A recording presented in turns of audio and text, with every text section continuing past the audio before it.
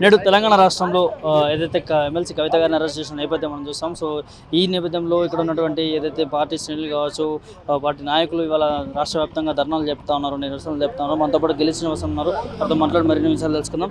అన్న, ఒకసారి ఇవాళ రాష్ట్రంలో కవిత గారిని అరెస్ట్ చేయడం పట్ల ఎట్లా చూస్తున్నారు మీరు ఒక బీఆర్ఎస్ నాయకులు? ఇవాళ ఈ అరెస్ట్ను మేము తీవ్రంగా వ్యతిరేకిస్తూ ఉన్నాం. ఎందుకంటే రాజకీయ కుట్రతోని ఇవాళ ఈ దేశంలో ప్రాంతీయ పార్టీ ఉండదనే కుట్ర ఇవాళ నరేంద్ర మోడీ ప్రభుత్వం అనుకున్నది. అందులో భాగంగానే ఇవాళ కవితక్కను ఈడీ అక్రమంగా కేసు పెట్టి అరెస్ట్ చేయడం జరిగింది. ఇవాళ కేసీఆర్ గారు అంటే నరేంద్ర మోడీకి భయం. ఎందుకంటే ప్రాంతీయ పార్టీలను ఫెడరల్ వ్యవస్థను బలంగా ఉంచాలనే ఉద్దేశంతో కేసీఆర్ గారు 2018 నుంచి ఫెడరల్ వ్యవస్థను పటిష్టం చేయాలని చెప్పి ఇవాళ నరేంద్ర మోడీ ప్రభుత్వం మీద తిరుగుబాటు ఎత్తిన ఏకైక నాయకుడు ఈ దేశంలో కూడా కేసీఆర్ గారు. ఇవాళ వారిని అణచడానికి, వారిని ఒక ఉద్యమానికి అంచడానికి, ఫెడరల్ వ్యవస్థను నాశనం చేయాలని కుట్ర ఇవాళ నరేంద్ర మోడీకి ఉన్నది. కాబట్టి కేసీఆర్ గారిని ఇక్కడనే ఆపాలే అనే ఉద్దేశంతో చాలా సీట్ల లోపల మొన్న జనరల్ ఎన్నికల లోపల రెండు పార్టీలు ఏకమై ఇవాళ మా పార్టీని ఓడించడం జరిగింది. రేపు ఎంపీ ఎలక్షన్ లోపల ఇవాళ కాంగ్రెస్ పార్టీకి తెలంగాణలో స్థానం లేకుండా పోతుంది, మళ్ళీ బీఆర్ఎస్ పార్టీ కూడా లేకుండా ఉండాలనే ఉద్దేశంతో ఈ రెండు పార్టీలు ఏకమై ఇవాళ మా నాయకురాల మీద అరెస్ట్ చేసే కార్యక్రమాన్ని ఇద్దరు కుమ్మక్కై పనిచేశారు. గతంలో ఎన్నికల్లో, అసెంబ్లీ ఎన్నికల్లో చూస్తే కూడా BRS party, BJP party, B పార్టీలు అని చెప్పి కూడా కాంగ్రెస్ నాయకులు బలంగా తీసుకొచ్చినారు. మరి దీనిపైన ఏం చెప్తారు? ఇప్పుడు తెలిసింది ఎవరు బీ పార్టీ అన్నది. ఇవాళ సోనియా గాంధీ మీద కేసు ఉన్నది, రాహుల్ గాంధీ మీద ఈడీ కేసు ఉన్నది. మా వాళ్ళు ఎందుకు అరెస్ట్ అయ్యారు? ఎందుకంటే ఇవాళ కాంగ్రెస్ పార్టీ ఇవాళ భారతీయ జనతా పార్టీకి బీ పార్టీగా బీ ఫామ్గా పనిచేస్తుంది, బీ టీమ్గా పనిచేస్తుంది. కాబట్టి ఇవాళ వాళ్ళ మీద కేసులు, వాళ్ళ మీద అరెస్ట్ లేవు. ఇవాళ మేము ధైర్యంగా కొట్లాడుతున్నాం నరేంద్ర మోడీ ప్రభుత్వానికి వ్యతిరేకంగా, కాబట్టి ఇవాళ మా మీద కేసులు పెట్టారు. ఒకవైపు కాంగ్రెస్ నాయకులు కూడా ఏదైతే తప్పు చేసిన వాళ్ళకి శిక్ష తప్పదు, అదేవిధంగా ఏదైతే రాష్ట్రంలో తప్పు చేసిన శిక్ష తప్పదు, మా ప్రమేయం ఏం లేదు, అది ఈడీ వాళ్ళు చేసిన నేపథ్యం. ఈడీ నరేంద్ర మోడీ ఆధ్వర్యంలో పనిచేస్తాయి, ప్రైమ్ మినిస్టర్ ఆధ్వర్యంలో పనిచేస్తాయి, ఏ ప్రభుత్వాన్ని కూడా ప్రైమ్ మినిస్టర్ ఆఫీసులే పనిచేస్తాయి. నిన్న మోడీ వచ్చే ముందే వాళ్ళని పంపించిండు, కేసులు పెట్టి అరెస్ట్ చేసిన తర్వాత మోడీ ఎన్నికల ప్రచారం చేసిండు. ఈ ఈడీలకు బీడీలకు భయపడే మనస్తత్వం ఇవాళ మా పార్టీ నాయకులు కాదు. గతంలో ఎంతోమంది ముఖ్యమంత్రులు వ్యతిరేకంగా కొట్లాడిన ప్రభుత్వం పార్టీ మాది, బీఆర్ఎస్ పార్టీ. అలాంటి పార్టీ, చిన్న పార్టీ నుంచి మొదలుకొని తెలంగాణ రాష్ట్రాన్ని సాధించే స్థాయికి ఇవాళ మా నాయకుడు కేసీఆర్ గారి ఆధ్వర్యంలో మేము పనిచేసినాం. ఈ ఈడీ కేసుతో మాకేమవుతుంది? ఎలా చేయబోతున్నారన్న ఈ నిరసనలు కావచ్చు, ధర్నాలు? రాష్ట్ర వ్యాప్తంగా మా పార్టీ పిలుపు మేరకు నిరసన కార్యక్రమాలు జరుగుతూ ఉన్నాయి. భవిష్యత్తులో పార్టీ ఏ పిలిపించినా కూడా మేము 100% సక్సెస్ చేస్తాం. కేసీఆర్ గారి వెంట, వారి కుటుంబం వెంట మేము ఉంటాం.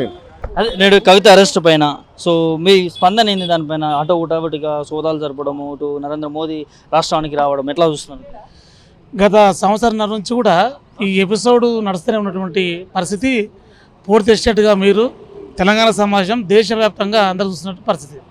ఏదైతే కేసీఆర్ గారు ఒక మూడో ఫ్రంట్గా ఏర్పాటు చేసి మరి అందరినీ మమేకం చేసి మరి ఏదైతే మతోన్మాద పార్టీ కేంద్రంలో ఉందో, రైతు వ్యతిరేక పార్టీ కేంద్రంలో ఉందో, మరి కార్మికులకు వ్యతిరేక పార్టీ కేంద్రంలో ఉందో, అదేవిధంగా అన్ని వర్గాలను అంచివేస్తూ ప్రైవేటు బ్యాంకులే కావచ్చు, బ్యాంకు వ్యవస్థనే మొత్తం నాశనం చేస్తూ మరి ఈరోజు జిఎస్టీ, సిఎస్టీ అని మరి పేద ప్రజలను గుదిబండగా ఇచ్చినటువంటి మోడీ గారి ప్రభుత్వం మీద వ్యతిరేకత తీసుకున్నటువంటి కేసీఆర్ గారు మరి అన్ని రాష్ట్రాలటువంటి నాయకత్వాన్ని కూడా మొబిలైజ్ తరుణంలో మరి ఆయన కేసీఆర్ గారి మీద కక్ష కట్టిండు.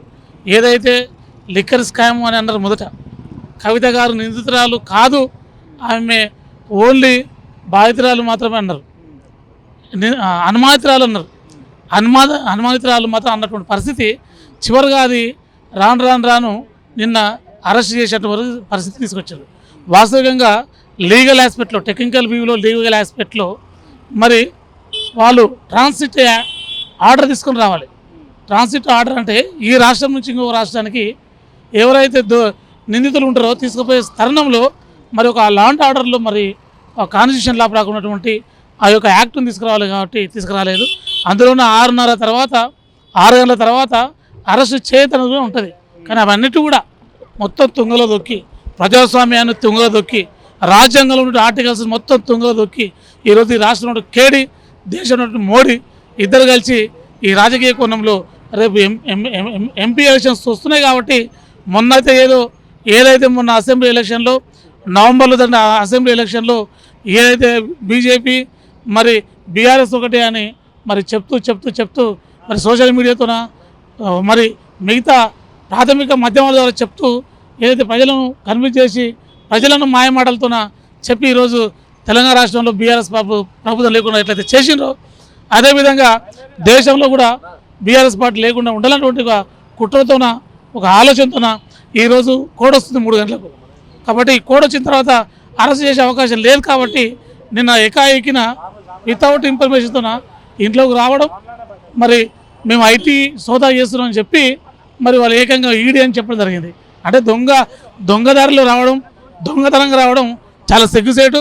స్వతంత్ర ప్రతిపాదనటువంటి సంస్థలు ఈడీ కావచ్చు, మరి ఇవన్నీ కూడా మరి ఒక ప్రభుత్వానికి అంటే కేంద్ర ప్రభుత్వానికి దాసోహం అయ్యి ప్రజాస్వామ్యాన్ని మరి తొంగలు తొక్కుతున్న స్థానంలో మేము ప్రజాస్వామికవాదులుగా తెలంగాణ బిడ్డలుగా ఈరోజు చూడండి స్వచ్ఛందంగా ఎంతోమంది విద్యార్థులు, యువకులు కావచ్చు, మహిళలు కావచ్చు రోడ్డు మీదకి వచ్చి స్వచ్ఛందంగా ఈరోజు ధర్నా చేసిన పరిస్థితి. కాబట్టి ఇలాంటి చర్యలు మంచిది కాదు. మేము చట్టాన్ని గౌరవిస్తాం. మేము నిన్న రాత్రి కూడా 7:30కు మా అక్క కవిత గారిని కూడా మేము అందరం కూడా ప్రజాస్వామ్య పద్ధతులు ఎలాంటి గొడవలు చేయకుండా మేము చట్టాన్ని గౌరవిస్తూ మరి వాళ్ళు పంపించడం జరిగింది. కాబట్టి విచారణకు మేము సిద్ధమే, రేపు ఏ జరిగినా కూడా నాకు సిద్ధమని చెప్తూ మరి ఇలాంటి చర్యలు ప్రభుత్వాలు రాష్ట్ర ప్రభుత్వం కానీ కేంద్ర ప్రభుత్వం తీసుకోవద్దని మేము ఉద్యమకారులుగా హెచ్చరిక చేస్తున్నాం. ఇలాంటి చర్యలు మంచిది కాదు, మరొక పునరావృతం కావద్దని కూడా కోరుకుంటున్నాం. ఈరోజు జరిగిన సంఘటన అదే. మరి రేపు జరగబోయే అంశాలు కూడా ఏముంటుందంటే ఏదైతే రైతు చట్టాల మీద ఢిల్లీలో మేము ధర్నాలు చేసినామో, మహిళా రిజర్వేషన్ మీద జంతర్ మంతర్లో ధర్నా చేసిందో కవితక్క, అలాంటి ప్రజాస్వామిక ఉద్యమాల మీద ఖచ్చితంగా మేము ముందంజలు ఉంటామని కూడా ఈ సందర్భంగా తెలియజేస్తున్నాం. మరి కవితక్క వజ్రంలా బయటకు వస్తుంది, మరి ఖచ్చితంగా ఆమె నిరూపణ చేసుకుంటుంది. మరి ఒక ఉద్యమ కూతురు, ఒక ఉద్యమ బిడ్డ, కాబట్టి ఆ విధంగా ఉంటుందని మేము సమర్థిస్తూ ప్రజలకు ఒకటే విన్నపం, మరి ప్రజా పోరాటాలు తప్పదు, న్యాయ పోరాటాలు తప్పదు. ఖచ్చితంగా మనం లౌకికవాదంతో మనం సామరస్యంగా పోరాటాలు చేసి మన హక్కులను సాధించుకుందామని తెలియజేస్తున్నాం. జై తెలంగాణ, జై కేసీఆర్.